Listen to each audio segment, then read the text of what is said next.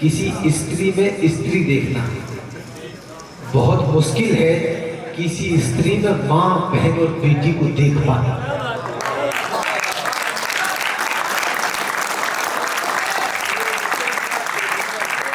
मुझको तो सारी धरती की जीवन दाता दिखती है, और जब ऊर्जा ऊर्ध्वगामी हो तो राम बनते हैं, वो ऊर्जा जब निचले स्तर पर जाने लगे तो रावण बन जाता है।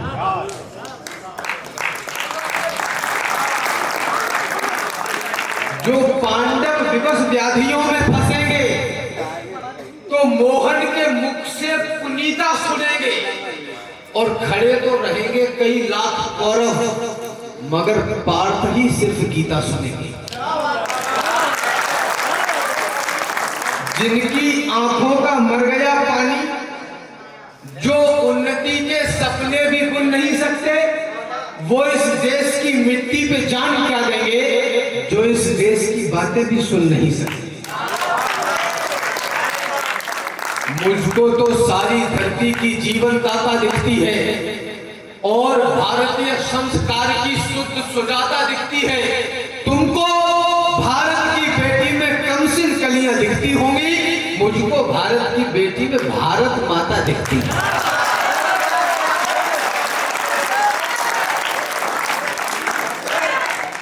हम प्रसन्न हैं कि 1 अरब 40 करोड़ में अधिकांश लोग जवान हैं, लेकिन कष्ट का विषय यह है कि ये बूढ़े भी होंगे। जवानी ही भवानी है, जो कुछ करना है अभी कर लीजिए, बुढ़ापे में सीढ़ियां भी चढ़ो तब नहीं पाएंगे। कोरोना काल में सब बंद था, सब कुछ बंद था, ठेका खड़ा था। भाव तो बहुत है, पर देशभक्ति भावना में प्राण दान देने की रवानी से बड़ा नहीं। यानी कि कहानियां बहुत है पुरातन की, किस्सा कोई देश की कहानी से बड़ा नहीं। वैसे तो कई है देव देवताओं में महान, किंतु कोई दुर्गा भवानी से बड़ा नहीं। और बोतलों में बंद ये नशा भी क्या नशा है यार, कोई भी नशा नौजवानी से बड़ा नहीं।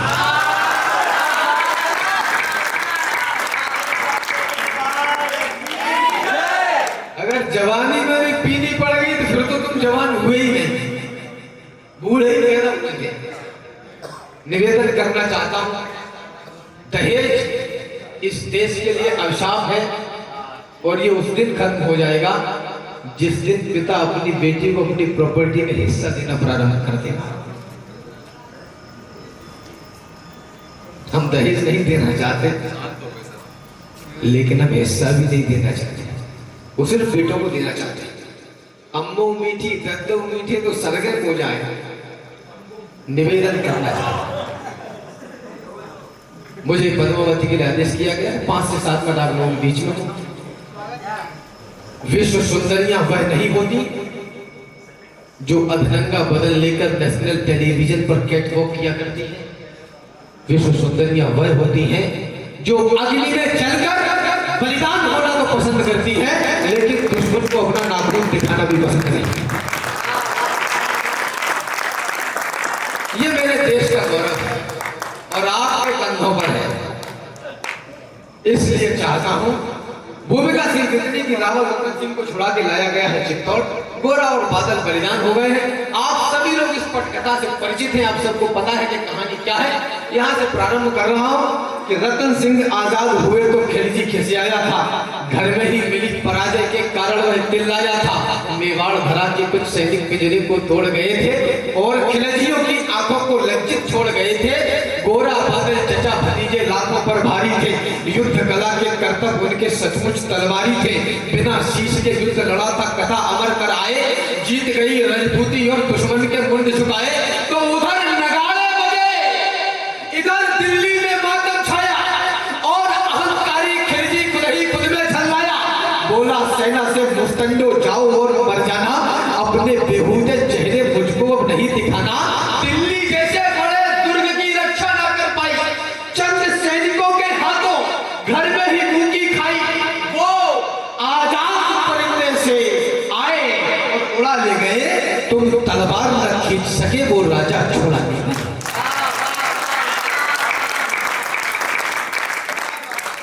उसने मुझको ललकारा है, मैं उसको ललकारूंगा। घर में घुसकर मारा है, घर में घुसकर मारूंगा। हाथी घोड़े सजवाओ, भाले पर्ची उठवा लो, सारी तलवारें तीर कटारी पर धारे रखवा लो। कूच करो, चित्तौड़ दुर्ग की घेराबंदी कर दो। जो आंखें पद्मिनी को देखे वो आंखें अंधी कर दो। बूढ़े बच्चे विधवाओं पर रहम नहीं तुम खाना। वीरों से ना जीत सको तो छुपकर तीर चलाना। दबे पांव चित्तौड़ चलो तुम भनक न हो दुश्मन को। मैं गर्दन से दूर करूंगा रतन सिंह के तन को। तो खिलजी अपनी सेना लेकर पहुंचा उस पार्टी में, बलिदानी धरती के ऊपर मेवाड़ी घाटी में। एक मुक्त सेना को रोका, जोरों से चिल्लाया और कायरों के समूह को एक फरमान सुनाया। बोला सन्मुख दरवाजा तोड़ो, आगे घुस जाओ। मेवाड़ी मान पद्मिनी को मेरे सन्मुख ले आओ। जब ही सैनिक बड़े सभी का सहसा मन अकुलाया, गिरा नहीं था सन्मुख उनको काल खड़ा दिखलाया। सैनिक बोले माफ करो हम अंदर न जाएंगे, है विशाल दरवाजा इसको तोड़ नहीं पाएंगे। तोड़ पाए तो महाराज हम अपना कफन सिलेंगे। किले के अंदर सोए हुए मेवाड़ी सिंध मिलेंगे। सोए शेर जगेंगे तो फिर सबकी रूह हिलेगी। कितनी भी तेज भाग लेना पर दिल्ली नहीं मिलेगी। वक्त अभी झुकने का है, मेरे आगा चल जाओ और सबकी खैर चाहते हो तो बाहर ही रुक जाओ।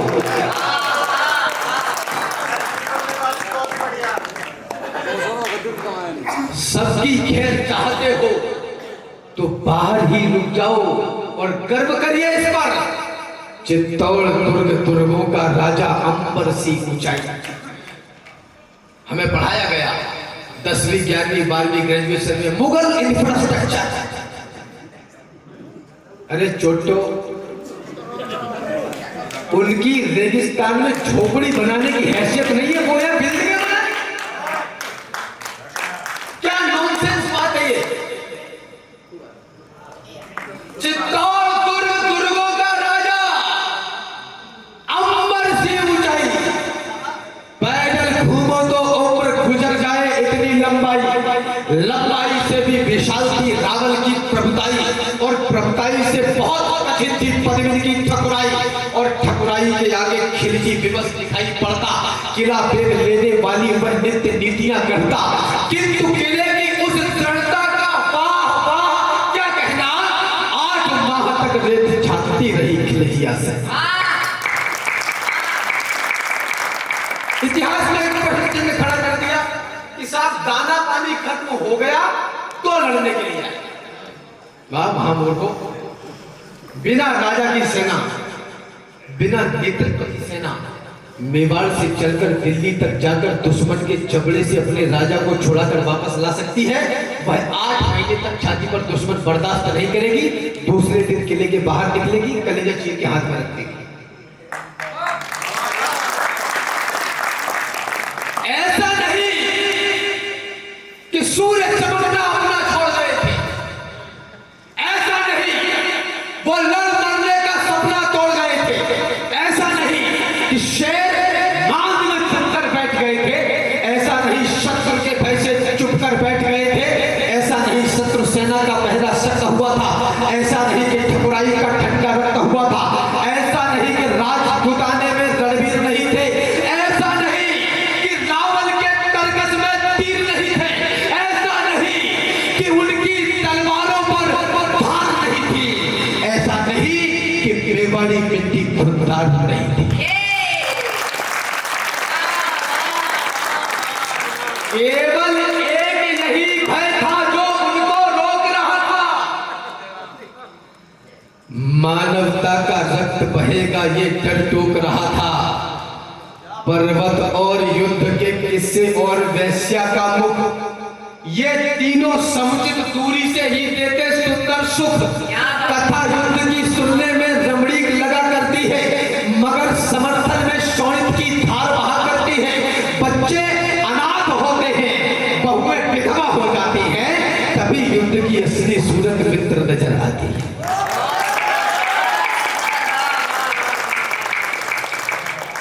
शिशुपाल सिंह शिशु जी ने कहा कि नहीं चाहता हूं कि घायल धरा हो, कपाली का थप्पड़ रुधिर से भरा हो, प्रकृति का महाबद सकल पुत्र रण है, बचे जिससे धरती तुम आंचल हरा हो।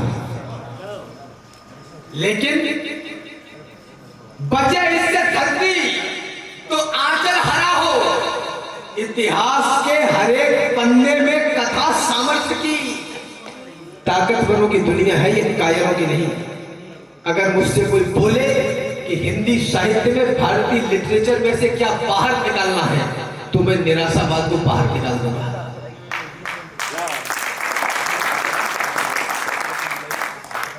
इतिहास के हरेक पन्ने में कथा सामर्थ्य की, इतिहास में लिखते नहीं बातें कभी भी व्यर्थ नहीं, और दुनिया में सदा ताकतवरों का राज है, जिसकी भुजाओं में है बल, तो विश्व का सरताज। अरे हम अहिंसा के पुजारी हैं, यही पहचान है, यही हमारा मान है, सम्मान स्वाभिमान भी। पर कोई अगर हमारी माँ को डायन बोल दे, शांत मौसम में छह कोलाहलों का खोल दे, जब कोई आकर तमाचा दे हमारे गाल पर, गर्म लोहे की सराखें भी छुपा दे खाल पर, जब कोई माओ की बहनों की लगाए बोलियां, जब कोई नवजात शिशुओं की जलाए होलियां, जब कोई इस देश को, इस धर्म को यलगार दे, जब कोई सिर पर चढ़े और युद्ध की ललकार दे, तब भी प्रेयसी के दुपट्टे में ही क्या मोती जड़ोगे? अरे युद्ध लड़ना पड़ गया तो क्या दुपट्टों से लड़ोगे?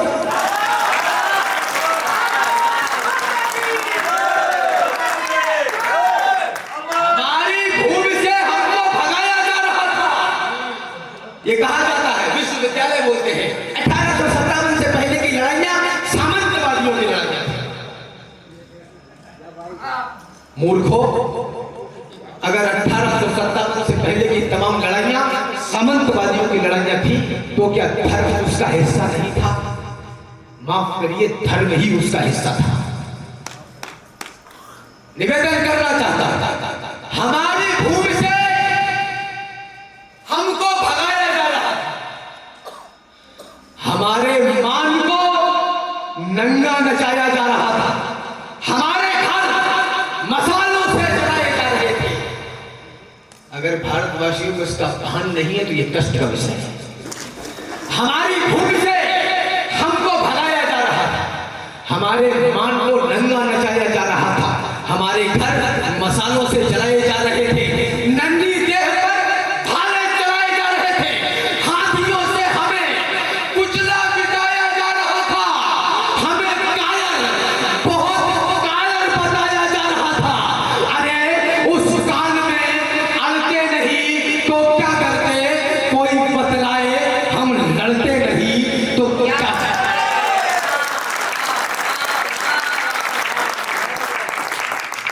चलो खिलजियों की अंतिम अरदास मिटाकर आए, चलो समर में योद्धाई की आग लगाकर आए, चलो समंदर में चलकर तूफानों से टकराए, चलो बता दें उन्हें युद्ध कैसे जीते जाते हैं।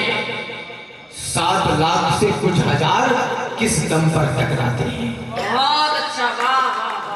आज पुकारा मातृभूमि ने आज दिवस आया है। इन पंक्तियों को वर्तमान परिप्रेक्ष्य में भी लीजिएगा। आज पुकारा मातृभूमि ने आज दिवस आया है। दिनकर कहते हैं, जन्मे हो तो 2 बार नहीं मरना है। आज पुकारा मातृभूमि ने आज दिवस आया है। आज कृपा है महाकाल की, क्या अद्भुत माया है। आज देवगण हर्षित होकर हमको देख रहे हैं और स्वर्ग से सुमन हमारे ऊपर फेंक रहे हैं। आज कालिका और दुर्गा का आशीर्वाद मिला है, जन्मभूमि की रक्षा वाला आज प्रसाद मिला है। इन कृपा सुमन और आशीषों को व्यर्थ न जाने देना। जीते जी तुम स्वाभिमान पर आंच न आने देना। याद रहे, जीते जी दुश्मन अंदर न घुस पाए और प्रतिष्ठित आन बान पर दाग नहीं लग पाए। याद रहे कि उस योद्धा का मान हुआ करता है जो मातृभूमि की रक्षा में बलिदान हुआ।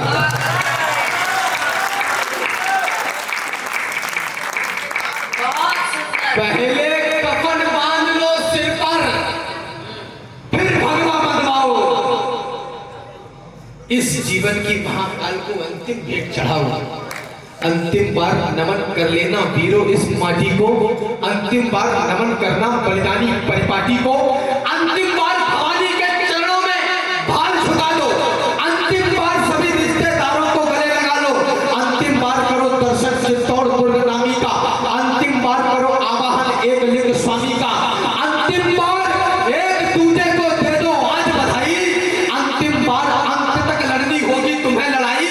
तो सब कुछ अंत हुआ था पर उसको अनंत कर डाला, पाषाणी पतझड़ को झटके में बसंत कर डाला, मेवाड़ी दल संख्या में कम किंतु हौसले बागी, एक तरफ से लगन सभी को वीर गति की लागी, पुरुषों ने तो कफन और केसरिया संग बधाया, उधर रानियों ने भी सुंदर जौहर कुंड बनाया, ठाकुर ठाकुरानी पाषाणी सीमा लांग रहे थे, एक दूसरे से मरने की आज्ञा मांग रही थी।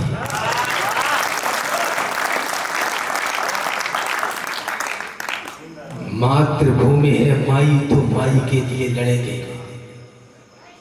अगर आपको अपने जीवन से प्रेम नहीं, अपने लिए ताकतवर नहीं बन सकते तो इस देश के लिए ताकतवर बनना पड़ेगा। रूप से, बल से, पैसे से, राजनीति से, जुआर से, इससे उससे, जैसे भी बलवान बन पाओ बनो, क्योंकि वो दिन दूर नहीं है जब बिल्डिंग तो भले 3 मंजिल की, 4 की, 5 की तान लो, लेकिन रहेगा तो उसमें कोई और ही।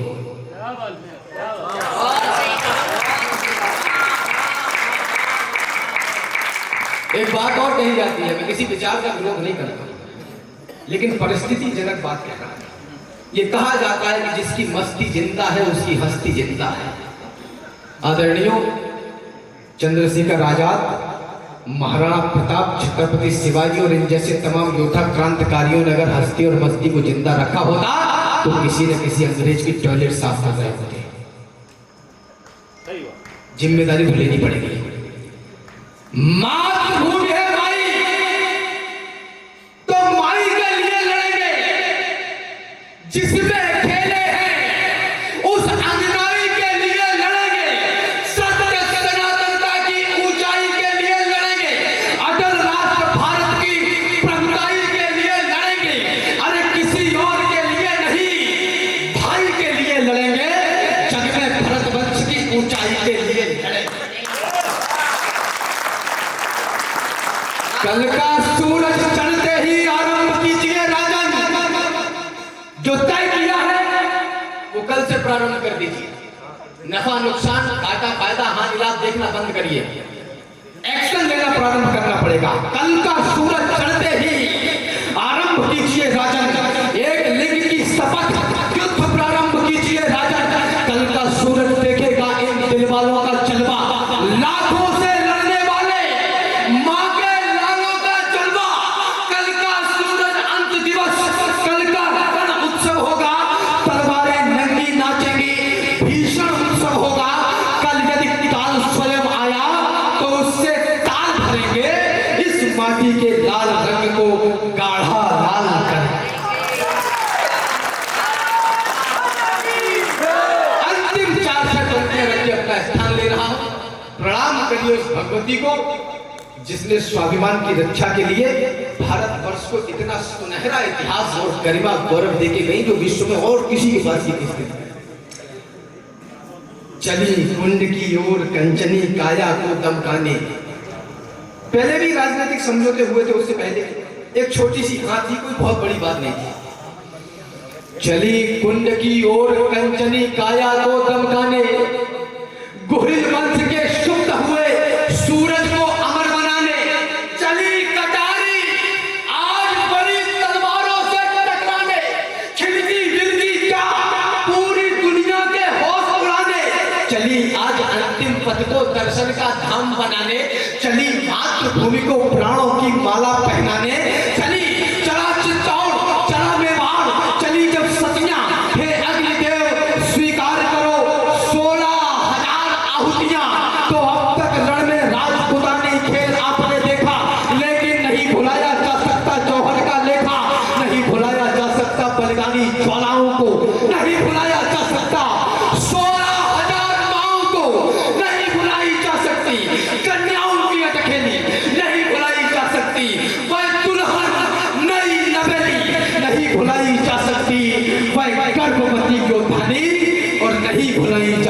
बसी है कभी पद्मिनी रानी। को सुनते हुए मैं उनके चेहरे पढ़ रही थी, एक एक के चेहरे पर स्वाभिमान की लकीरें उभर आई थी।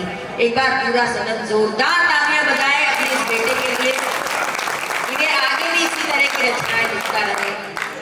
दिनेश रघुवंशी जी ने लिखा है कि 3 रंगों का यहाँ सम्मान सबके दिल में है, कि 3 रंगों का यहाँ सम्मान सबके दिल में है। देश की खातिर जिए अरमान सबके दिल में है, और कौन कर सकता है हमको एक दूजे से अलग, कि कौन कर सकता है हमको एक दूजे से अलग। धड़कनों की तरह हिंदुस्तान सबके दिल में है। तो अपनी मिट्टी को प्रणाम करने वाला एक ऐसा रचनाकार हमारे बीच में था। लेकिन हमारे कुंबे के सबसे बड़े कवि श्री गोपाल दास नीरज जी ने लिखा, अभी इसके बाद सुना देंगे।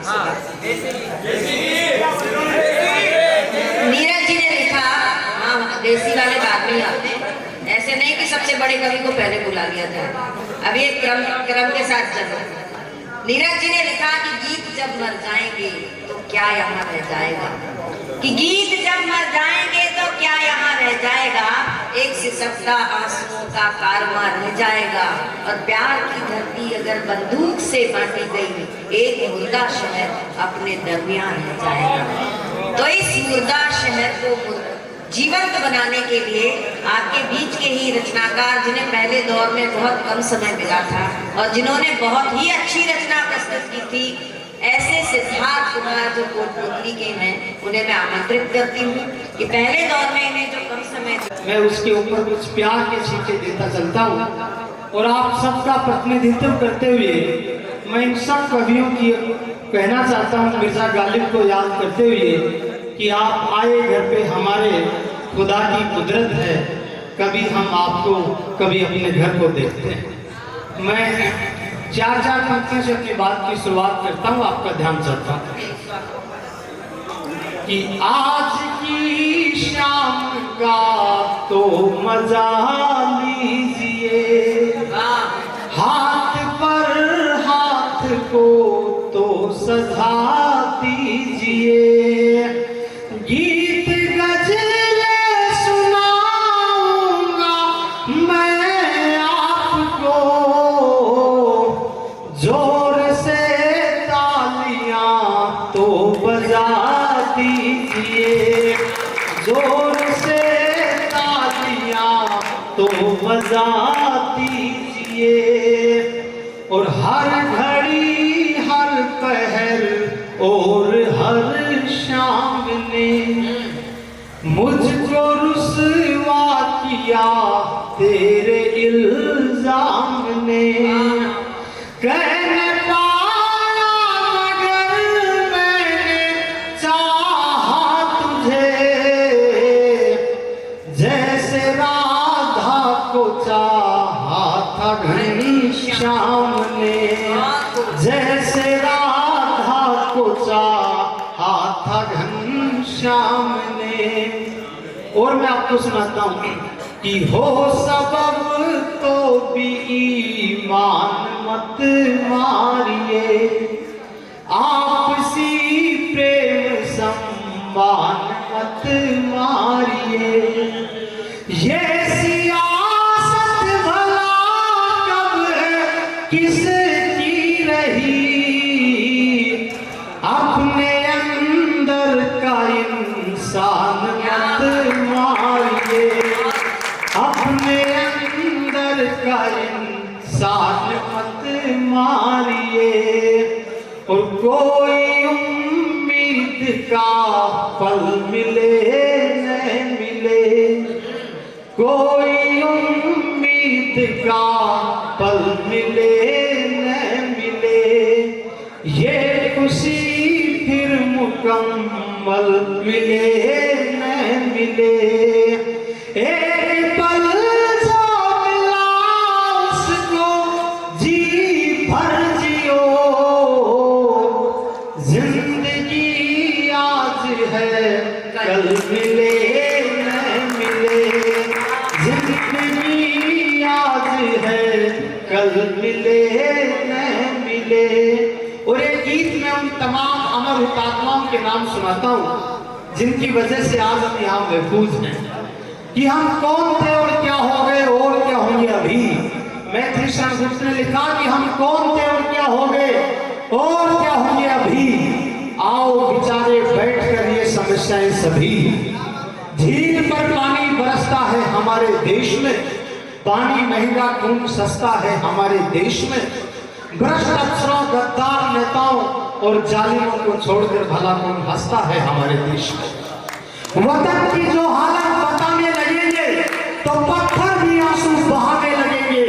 किसी रास्ते में खो गई है इंसानियत, उसे ढूंढने में जमाने लगेगी। एक तन पे सोने का तार खिंचा, एक तन पे सूद का तार नहीं। हम इसलिए बगावत करते हैं, ये न्याय हमें स्वीकार नहीं। और जिसने हल की सूरत देखी ही नहीं वो हकदार हजारों बीघे का। जिसने हल से शरीर मिटा दिया एक बीघे का हकदार नहीं। हम इसलिए बगावत करते हैं, ये न्याय हमें स्वीकार नहीं। बहुत अच्छा तब मैं आपको गीत सुनाता हूं जी, स्वागत। कि विजय घोष हो भारत मां का, आन बान और शान से। देश हमारा ऋणी रहेगा वीरों के बलिदान से। कि विजय घोष हो भारत मां का, आन बान और शान से। देश हमारा ऋणी रहेगा वीरों के बलिदान से। जहां देश पर भेंट चढ़ाती माए खुद संतान की, सुनो कहानी सुना रहा मैं अपने हिंदुस्तान की। जय जय जय हिंदुस्तान, जय जय जय हिंदुस्तान, जय जय जय हिंदुस्तान, जय जय जय हिंदुस्तान। भगत सिंह, गांधी, सुभाष की पावन परंपरा है ये। कौन भगत सिंह? इस देश के नोटों के ऊपर भले ही महात्मा गांधी की फोटो हो, लेकिन ऐसा कोई युवा नहीं है जिसके दिल में भगत सिंह नहीं धड़कता। बहुत अच्छी बात, बहुत अच्छी बात। कि भगत सिंह, गांधी, सुभाष की पावन परंपरा है ये। और मैं किसी राजनीतिक दल का प्रवक्ता नहीं हूँ, मैं बड़ी जिम्मेदारी के साथ कहता हूँ कि इस देश में व्हाट्सएप यूनिवर्सिटी के माध्यम से रोज सिलेबस उतारा जा रहा है, गांधी को गाली दी जा रही है। इस देश के प्रथम प्रधानमंत्री पंडित जवाहरलाल नेहरू जब पहली बार विदेश गए आजादी के बाद, तो विंस्टन चर्चिल ने उनसे कहा कि मिस्टर नेहरू आप कितने वर्ष जेल में रहे? तो नेहरू ने कहा कि हुजूर 10 वर्ष। तो विंस्टन चर्चिल ने कहा कि फिर तो आप हमसे नफरत करते होंगे। तो नेहरू ने जो उत्तर दिया वो भारतीयता का उत्तर था। नेहरू ने कहा कि मिस्टर चर्चिल, जिस नेता के नेतृत्व में हमने आजादी पाई है, उस नेता ने हमें 2 बातें सिखाई थी। एक किसी से नफरत नहीं करना है और एक किसी से डरना नहीं है। उस समय हम आपसे डरे नहीं थे, आज आपसे नफरत कैसे कर पाएंगे? कि भगत सिंह, गांधी, सुभाष की पावन परंपरा है ये। सूर, कबीर, मीर, गालिब की सुरभित पुण्य धरा है ये। मंदिर, मस्जिद, गिरजाघर का। और कविता का काम तोड़ना नहीं, कविता का काम जोड़ना होता है। रामधारी सिंह दिनकर के माध्यम से हिंदी की कविता कहती है कि बड़ी वह आत्मा जो बिना रोए तन से निकलती है, बड़ा वह ज्ञान जिससे व्यक्त की में चिंता आती है, बड़ा वह आदमी जो जिंदगी भर काम करता है, बड़ी वह कविता जो विश्व को सुंदर बनाती है। तब मैं आपको सुना कि भगत सिंह, गांधी, सुभाष की पावन परंपरा है ये। सूर, कबीर, मीर, गालिब की सुरभित पुण्य धरा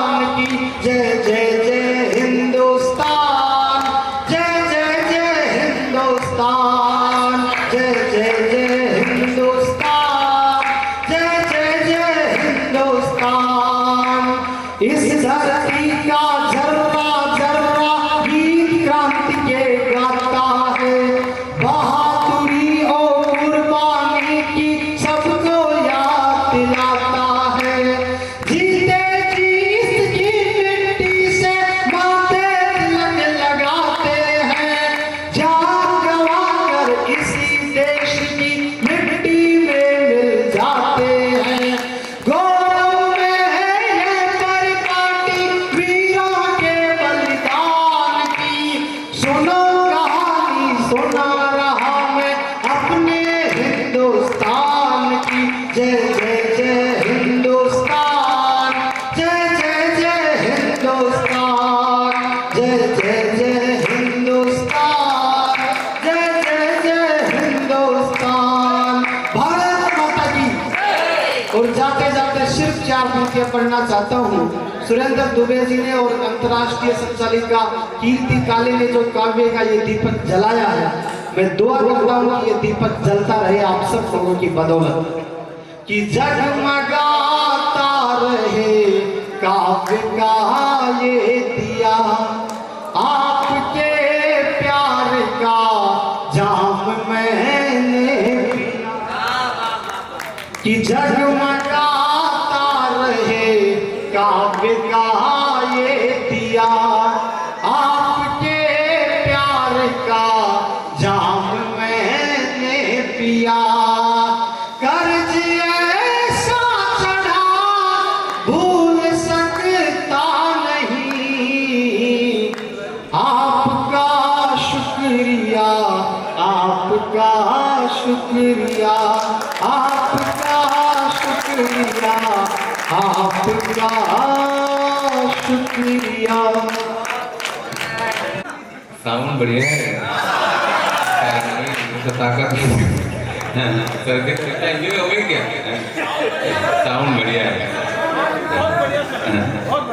लेकिन मेरा साउंड बिगड़ा है। नहीं, मुझे तो देखकर क्या बात है, बहुत बहुत अरे वाह, मुझे आगे करना है, वाह, अरे वाह, क्या बात है। मेरा नाम आ रहा है, कैसा अरे मजा आएंगे।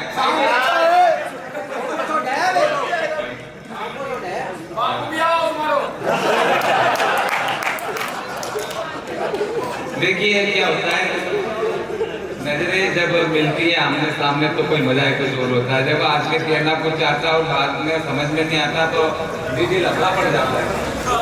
हाँ, हम के किसान आदमी हैं तो खेती बाड़ी है हमारे पास में, तो तमिलनाडु जाते हैं बोरिंग मशीन वाले, तो हम एक सोचा कि एक बोल अपने को करवा लो, तो बोरिंग मशीन बुलवाई, बोर मशीन देती ना हालन मशीन, हाँ उसको बुलवाई बोर करवाने के लिए। तो 500 फीट तक चला गया, पानी नहीं निकला।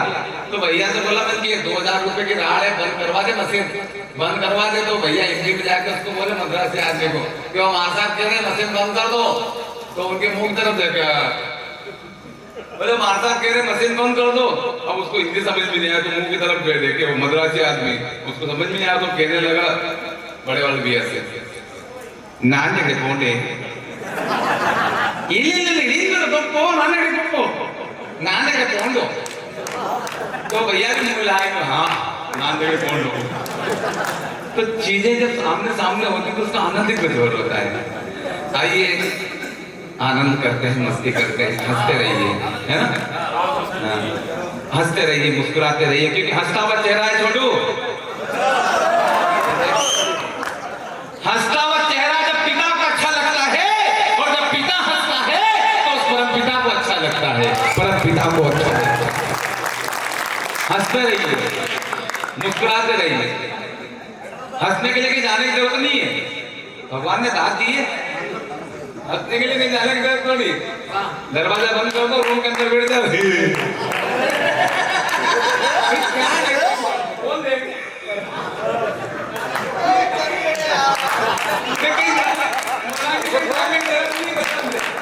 आप भी कभी समय से घर जाओ आराम से, है ना, बिस्तर पे लेट जाओ, कहीं जाने की जरूरत नहीं है हंसने के लिए, है ना।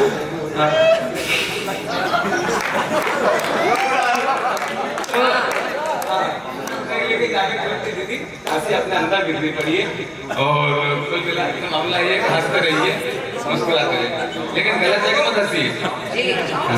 कोई मर गया वहां पे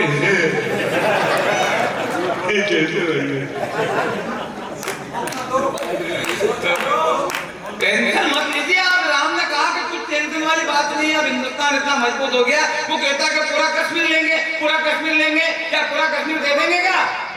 नहीं देंगे। और क्यों नहीं देंगे?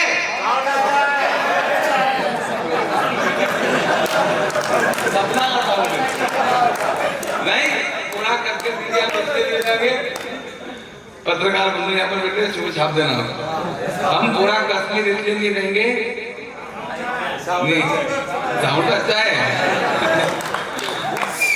पूरा कश्मीर हम इसलिए नहीं देंगे सर, क्योंकि पूरा कश्मीर अभी हमारे पास नहीं है। हाँ, पूरा कश्मीर अभी आधा कश्मीर उसके पास है, उसको हम लेंगे और फिर वहां के जो प्रधानमंत्री का नाम बताया सरदार हुसैन, उसको यहाँ बुलाएंगे रामलीला के मैदान पे। बस मैं आ गया। आधा मेरे को भी नहीं दिया आपने।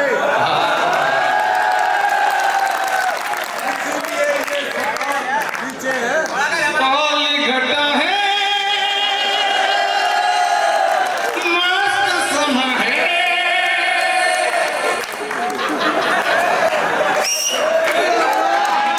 काली घटा है मस्त समा है, पीछे लगा तो झूम झूम झूम झूम बराबर झूम।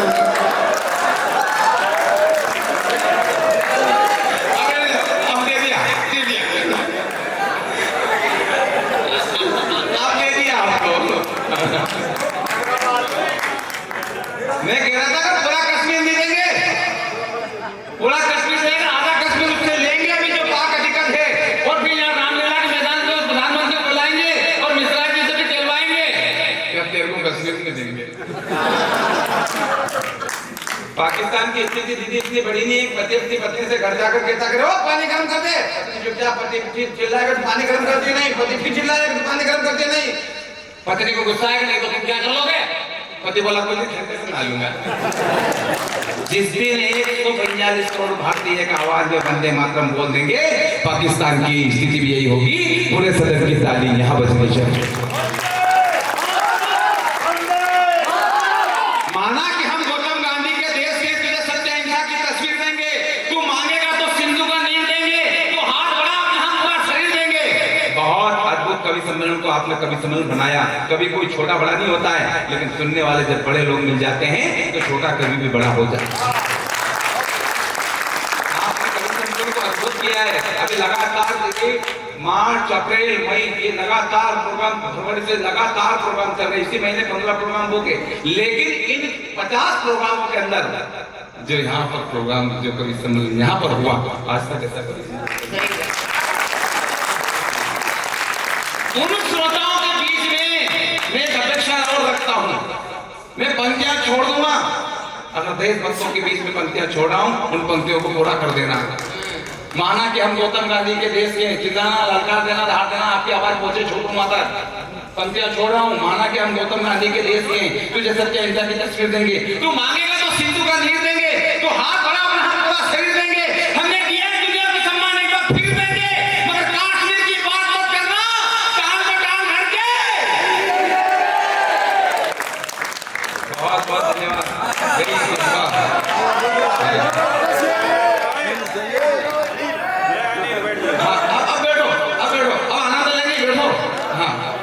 बैठो बैठो, नहीं वो आ जाता है, जोश आ जाता है अंदर से, कोई कश्मीर मांगे तो। हाँ, और ऐसे टाइम तो थोड़ा ज्यादा आता है। हाँ, और सुनो, छूना पाए दुष्ट रावण, बात ऐसे नहीं कह रहा हूँ, करके दे रहा हूँ कि छूना पाए दुष्ट रावण, खींच ऐसी लकीर देंगे, छलनी हो जाए दुश्मन का सीना, वो गांडी से तीर देंगे, एक बार तेरी इमारत को तिनके की तरह पीन लेंगे, तो क्या कश्मीर की बात करता है, कराची और लाहौर तक छीन लेंगे। मेरे नौजवान साथियों, बताना मुझे तालियों के जोश से कि क्या कश्मीर की बात करता है, कराची और लाहौर तक छीन लेंगे, दुनिया से तेरा नक्शा ही फाड़ देंगे, और जैसा सनी देओल ने उखाड़ा था ना हम ऐसा उखाड़ देंगे।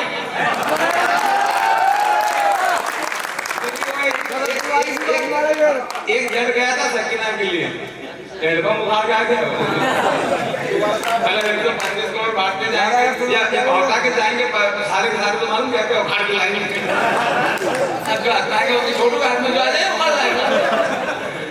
मेरी पंक्तियों को संभालना, दुनिया से तेरा नक्शा ही फाड़ देंगे, जैसा सनी देओल ने उखाड़ा एल्बम वैसा उखाड़ देंगे, भारतवाद की सौगंध, इस्लामाबाद में भी तिरंगा गाड़ देंगे, समझा रहे तुझे एक मौका फिर देंगे, मगर कश्मीर की बात मत करना, टांग पे टांग धर के। बहुत बहुत धन्यवाद।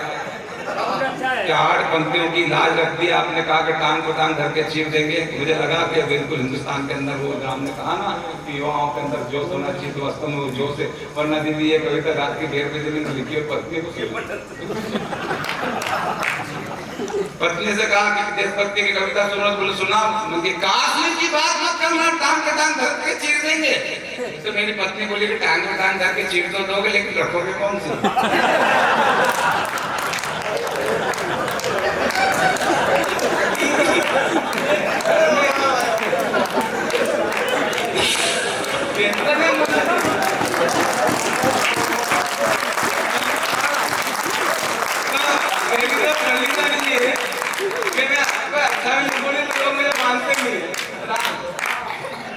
घर में सबकी स्थितियाँ ऐसी हैं। तुमने तो माला फैला दी, लेकिन घर में तो उसने ही कहा था। सुबह झगड़ा हो गया मेरा पत्नी के साथ कि तुम मुझे शांति के साथ में रहना है। तो मेरी पत्नी बोली कि हो गया फैसला। बोली क्या हो गया फैसला? बोला आज से तुम शांति के साथ में रहो, मैं आनंद के साथ में रहूंगा।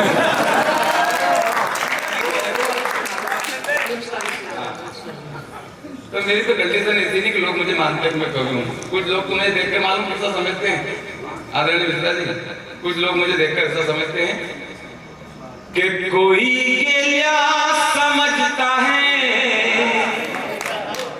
छोटो गेलिया का मतलब जानता है? मैंने मेरी पत्नी को बोल दिया सुबह, मैं तो बिल्कुल अक्कल नहीं, तो गेली है। वो गुजरात अहमदाबाद से लाया, पटेल पाटीदार समाज की है। मैंने तो गेली है, तो मुझे गेली का मतलब क्या था? आज से तुम्हारा खाना पीना चाय वाली सब बंद कर दूंगी, गेली का मतलब बताओ। और बोल दिया तुम खा गया। मैंने गेली का मतलब बता, ज्ञानी।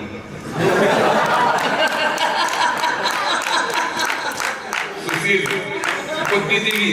तो कहने लगे जब मैं गेली हूँ तो आगे तो गेला हो। मस्ती लेना, आनंद लेना, हंसते रहिए, मुस्कुराते रहिए, क्योंकि बहुत टेंशन हम झेल चुके हैं 2 साल के अंदर। लेकिन आज परमात्मा का, भगवान राम की कृपा से आज इकट्ठे बिना मास्क के यहाँ पर बैठे हैं। तो आनंद लीजिए, मस्ती लीजिए। और लोग मुझे जैसा समझते हो बता रहा हूँ मैं आपको, वाह करिएगा कि कोई गेलिया समझता है। वाह करो, क्योंकि बाबा रामदेव जी कहते करने से होता है कि कोई गेलिया समझता है, कोई बेलिया समझता है, कोई साथी नहीं जब तक जगत सांडिया समझता है। और मस्ती चौथी पंक्ति में लेना, किसी के प्यार में यारो हुए हम इस कदर पागल,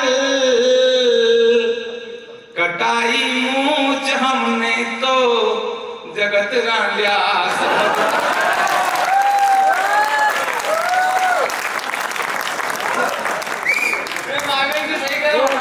अभी राम के साथ गया मोनिका कभी मुंबई, तो 34 नंबर सीट इसके और 33 नंबर सीट मेरी। तो ट्रेन में मांगने वाले आ गए, कौन बहुत बोलेगा लोग घूंघट बात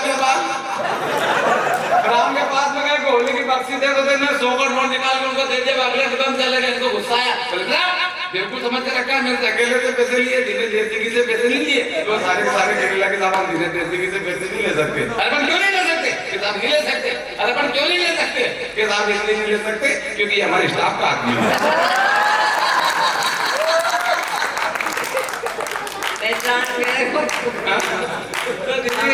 इन लोगों का तो प्रेम बहुत है। मैं आपका आभारी हूँ। हंसने के लिए कहीं जाने की जरूरत नहीं, होता है दुकान बंद करके अंदर हंसो, कोई दिक्कत नहीं है। हंसी हर जगह छुपी पड़ी। दीदी मेरी पत्नी ने मुझसे कहा, क्यों जी आप कवि सम्मेलन में जाते हो? भैया हंसने के लिए कहीं जाने की जरूरत नहीं, हंसी यही निकली पड़ी। मेरी पत्नी ने मुझसे कहा, क्यों जी आप कवि सम्मेलन में जाते हो, लोगों को हंसाते हो, तो आज मेरे पास बेजोड़ कोई कविता सुनाओ और अभी जब कोई कविता बनाओ। तो मैंने पत्नी से कहा, तुझे कौन से विषय पे कविता सुनाऊं? तो मेरी पत्नी बोली, ये बताइए, आदमी को अगर पूंछ होती तो कैसे मजा आता? कल्पना करो मिश्रा जी, आदमी को पूंछ होती तो कैसे मजा आता? आदमी को समझ आप मिश्रा जी नहीं तुम इनके कौन मुंडी भी हिलाएंगे? तो आदमी को अगर पूछ होती तो एकदम बहुत समस्या आती, जैसे अपन बैठे ऐसे एक दूसरे की पूछ खींचता, लड़ते था एक दूसरे की पूछ खींचता, आदमी को पूछ होती तो बहुत सारी समस्या होती है। हाँ, अब कुर्सी में कहाँ से बैठ पाता, कुर्सी में नहीं बैठ पाता आदमी को पूछ होती तो नहीं, कुर्सी को घुमा के बैठना पड़ता, कहाँ उधर बैठना पड़ता। बस के अंदर बैठते तो कंडक्टर बोला टिकट काय के टिकट पहले पहुंचे तो सारों के पूंछ बाहर लटकाते थे, आदमी को पूंछ होगी तो कभी कभी भैया गाड़ी का पूंछ भी सड़ी जाता, पूंछ के कारण लोग दरवाजा में अड़ जाते, पूंछ का बाल मेहमान के कड़ी जाते।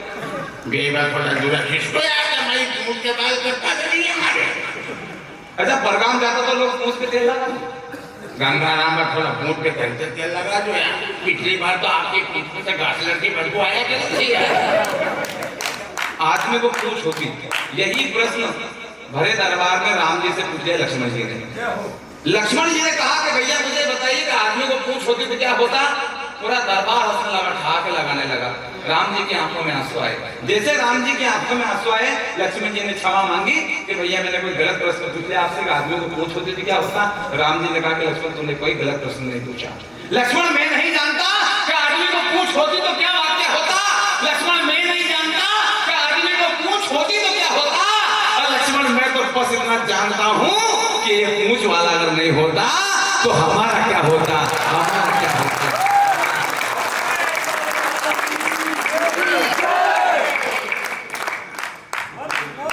ये पूंछ वाला है तो हमारी पूंछ परख है, वरना हमारी कोई पूंछ परख नहीं होता।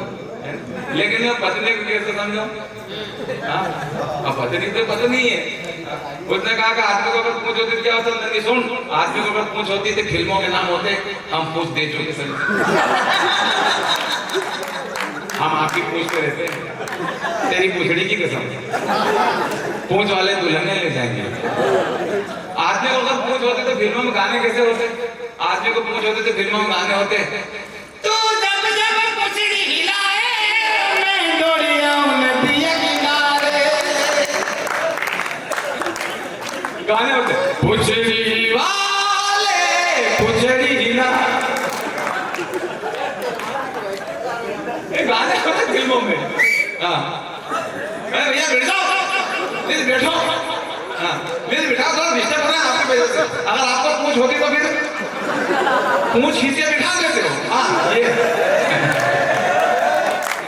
चलो, आदमी को अगर पूछ होती, बैठो बैठो बैठो बैठो, नीचे बैठो, नहीं बैठो, बैठ के आनंद लो, नहीं बैठ के आनंद लो, बैठ के। ओ भैया अरे सुनो, बैठ के आनंद लो ना, ध्यान बैठ के तो होता है क्या है। हाँ बैठ जाओ, बस सुनो, आदमी को अगर पूछ होती, इधर देखो, अरे हो गया। हाँ आप मेरी तरफ देखो, सुजलाम सुफलाम मलय दिव्यलाम।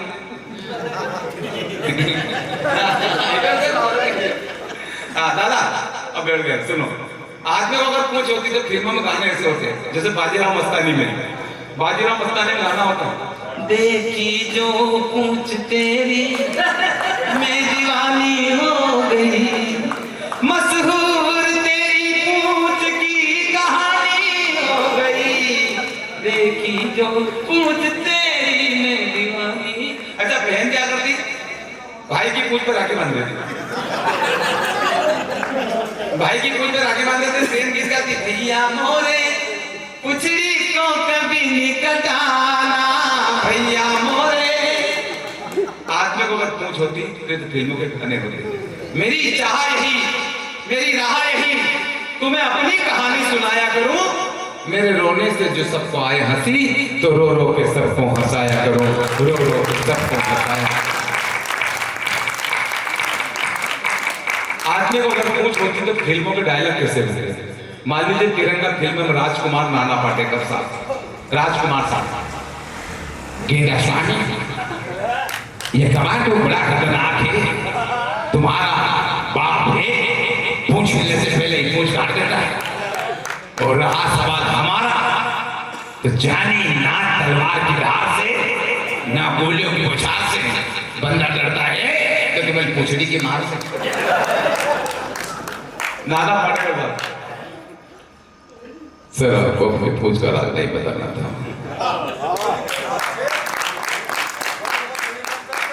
आपने अपने पूछ का राज बताकर अपने आप को कमजोर कर लिया। दिमाग लगाना था, दिमाग लगाना था। हे तालियां बजाओ, तालियां बजाओ।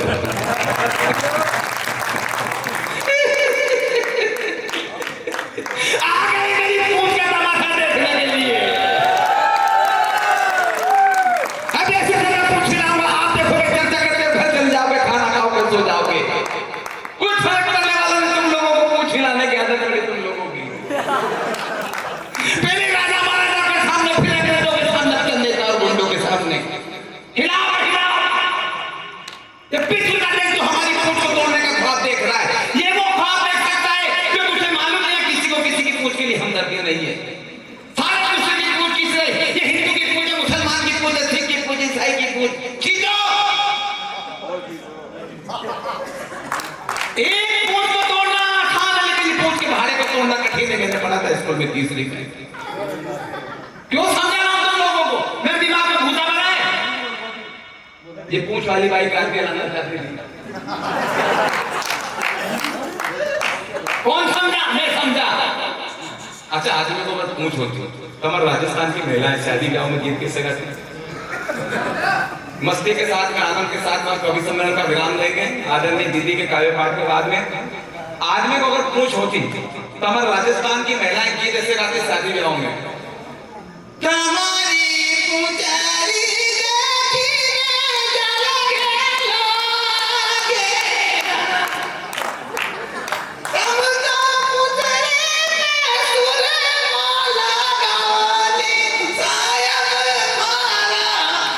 बहुत बहुत धन्यवाद, बहुत बहुत आभार।